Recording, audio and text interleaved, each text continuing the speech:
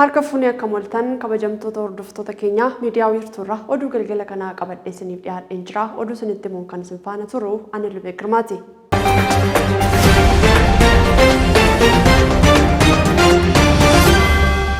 Itoophiyaa fi Keeniyaan nageenyaa fi tasgabbii naannawaa haala mirkaneessuun danda'amu irratti mari'achuu Ministeerri Tajaajila Kominikeeshinii Mootummaa Dr. Laggasaa Tulluun ibsan.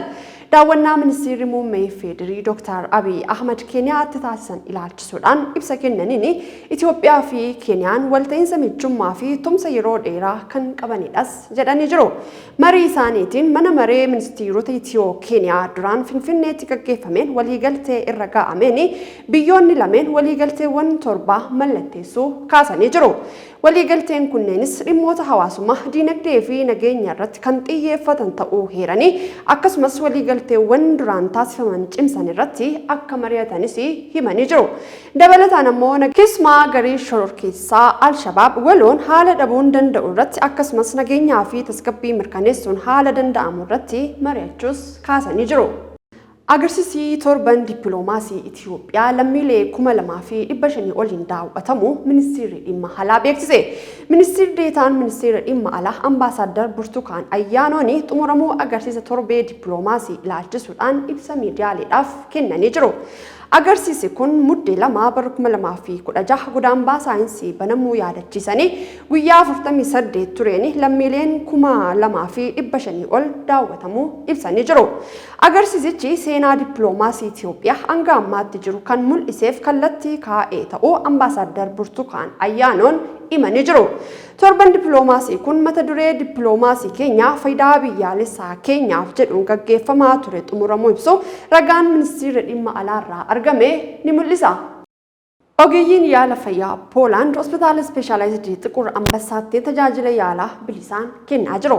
Ogeeyyiin yaala fayyaa yaala gadameessaa fi ulfaa yuurooloojii yaala baqaqsanii yaaluu niwuroo fi kan biroo tajaajila kana keessatti hammatamuun heeramee jira.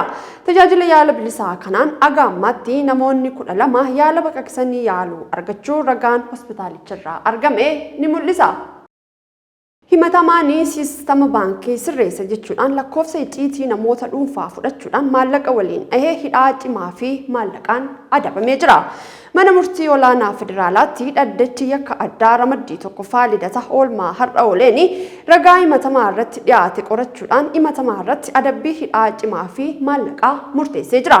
Himatamaan kun yeroo garaagaraatti baankii daldala Itoophiyaa irraa akka bilbilame fakkeessuudhaan lakkoofsa icciitii namoota dhuunfaa 6 fudhachuudhaan birrii 370 waliin dhahuun yakkaan himatamee jira.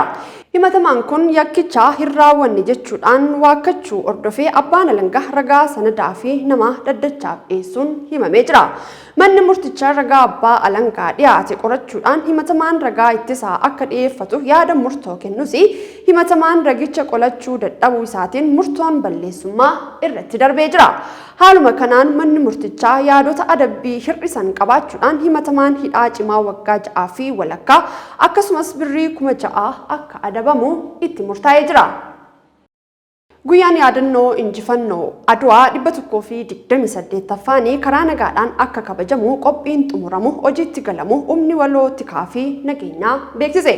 Humni waloo kun guyyaa yaadannoo injifannoo Adwaa waggaa 128ffaa guraandhala 23/2016 kabajamu rakkoo nageenyaa tokko malee akka kabajamu hojiilee hojjetamaa jiran ilaalchisee marii gaggeessee jira. Guyyaan kun sodaa nageenyaa malee karaa nagaan akka kabajamu humni nageenyaa qophii taasisuun isaa kan ibsamee fi hirmaattonni wayitaa ayyaanicha kabajan sochii wal dhabdee uumurraa of qusachuu akka qabanis yaadachiisee jira.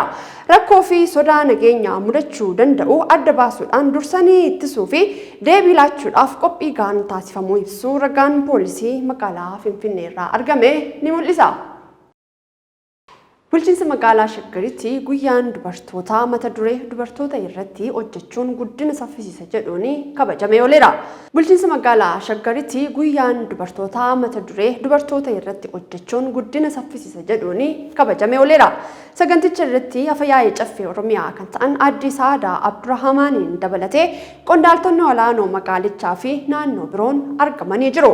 Waltajjicha irratti afyaa'een caffee Oromiyaa Aadde Saadaa Abdurrahmaan guyyaa dubartootaa kabajuunis miidhaa darbe yaadachuuf osoo hin taane hojii caaluuf dammaqsuudhaaf ta'uu isaa kaasanii jiru.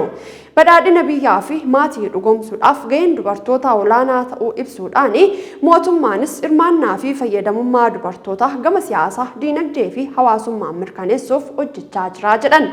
Sadarkaa Pirezidaantii Itti Aanaatti qindeessaan kilaastara hawaasummaa obbo Abdul Hakiim Muluu gama isaaniitiin diinagdee dubartootaa cimsuun jiruu fi jireenya isaanii jijjiiruuf aadaa hojii fooyyessuu fi qusachuu akka qaban hubachiisanii jiru. Hooggantuun biiroo dhimma dubartootaa fi daa'immanii Oromiyaa Aadde Saadaa Hooggantuun biiroo dhimma dubartootaa fi daa'immanii Oromiyaa Aadde Maabiraate Baacaa dubartoota ga'oomsuun nageenyaa fi misooma tumsuu ta'us dubbatanii jiru. Akkasumas qabsoo jijjiirama siyaasaa, diinagdee fi hawaasummaa akkasumas nageenya fiduudhaaf taasifamu keessatti gumaacha olaanaa qabus jedhanii jiru. Guyyicha sababeeffachuudhaan sosochiin qusannaa dubartootaa gaggeeffamu ragaan Komishinii Oromiyaa irraa argame ni mul'isa. Kan hordofaa turtan miidiyaa wiirtuurraa oduun galgala kanaaf qabannee dhiyaanne kana fakkaata. Yeroo gaariin waliin qabaattaniif ulfaadhaa jechaa miidiyaa wiirtuurraa qophiilee afaan waliin turtii gaarii qabaadhaa.